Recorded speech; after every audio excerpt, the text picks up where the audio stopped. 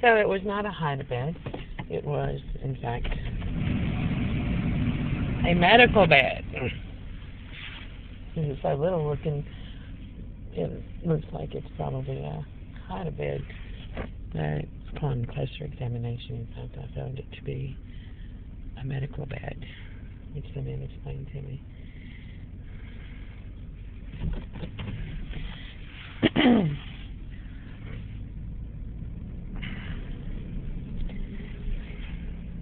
A girl said to me at work the other night, a customer, Kristen, she said to me she'd like to be a teenager again.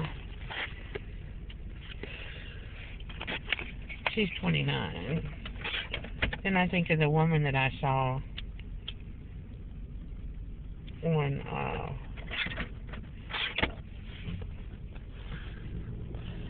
TV in her 80s, 70s, something like that, maybe 70 or 80, runs every day and teaches aerobics. Okay? And she says age is just a number. That it really has to do with how well you take care of your body and what your mental attitude is.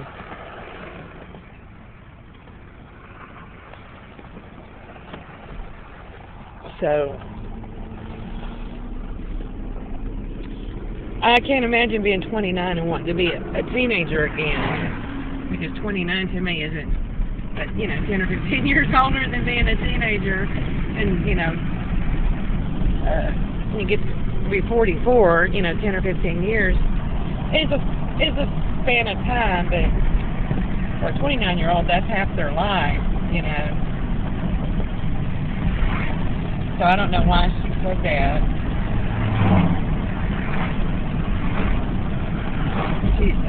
So I asked her, and she said it's because she wanted to go to Yellowstone again, like she did when she was a teenager.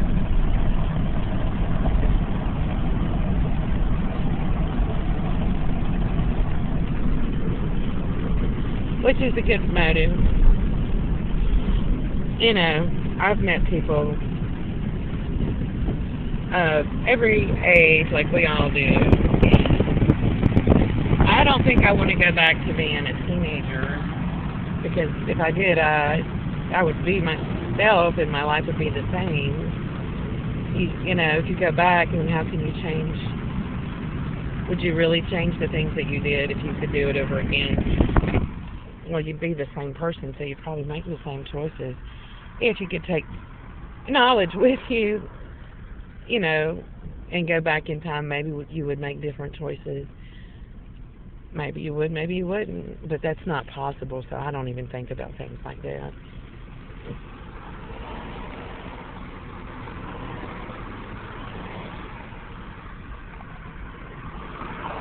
I think everybody is searching for the fountain of youth. And I think if you look at the statistics, people live twice as long now as they used to 200 years ago. So probably 200 years from now they'll live, easily to be 100 because of the medical breakthroughs in medicine and stuff.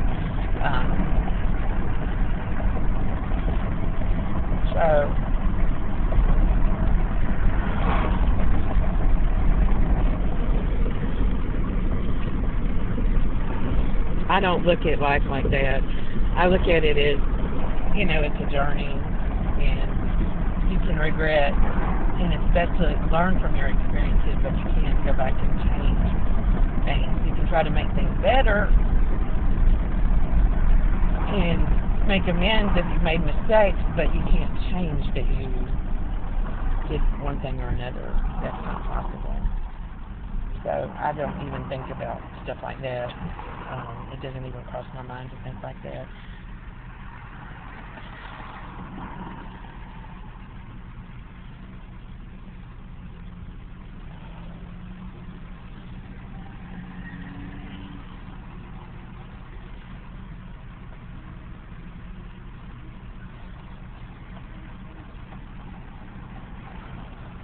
Nobody's invited me to participate or testify in any type of legal proceeding or matter of today or any other day. I have not given anyone permission to participate or testify in any legal matter involving me and my son Jacob today or any other day. I have never received supervision from anyone.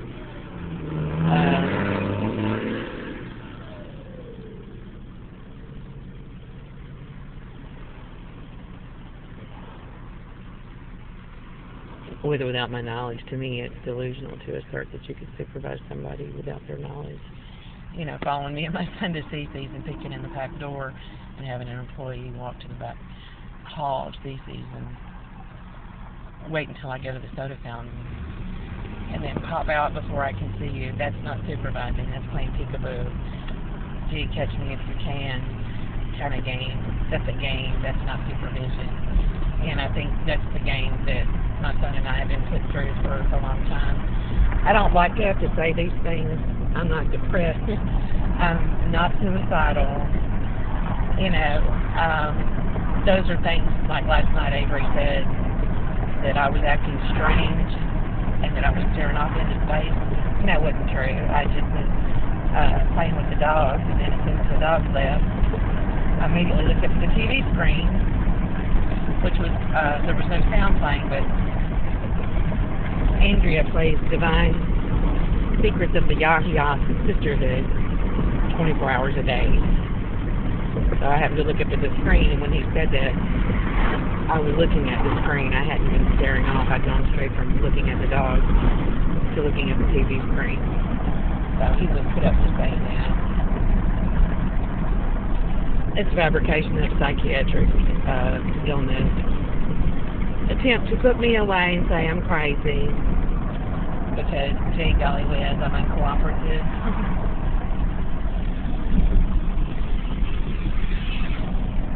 I've never been asked to cooperate, so that's another delusional assertion. And whoever's saying it is just don't know which time. And then there's a whole bunch more stuff like that that I go through every day.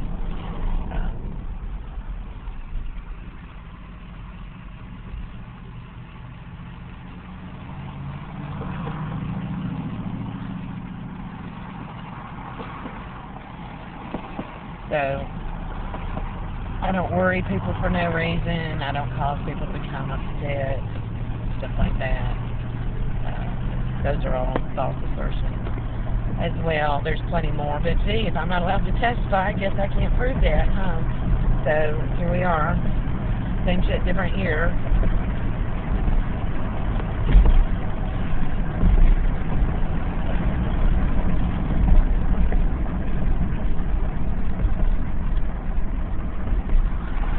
My son is 14. In 4 years, he'll be 18. And my goal is to raise him to adulthood, to the point where he, you know, has his future. He can go to college and go on with his life as an adult.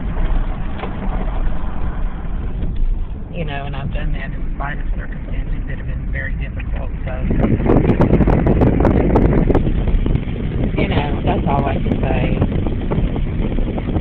Nobody, you know, knows the truth. People talk a lot about me and Jacob being victimized terribly.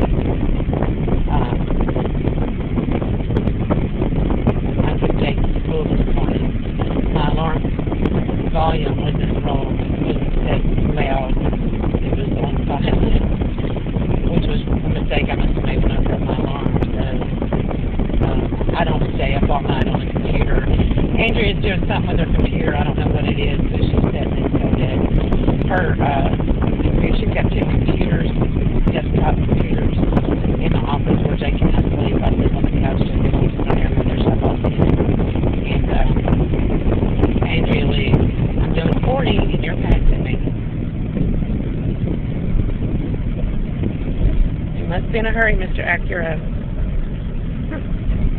YFG 292 Louisiana 4-door gray Acura. People do that. They're crazy when they drive. But anyway, whatever she's doing, she leaves her computer on.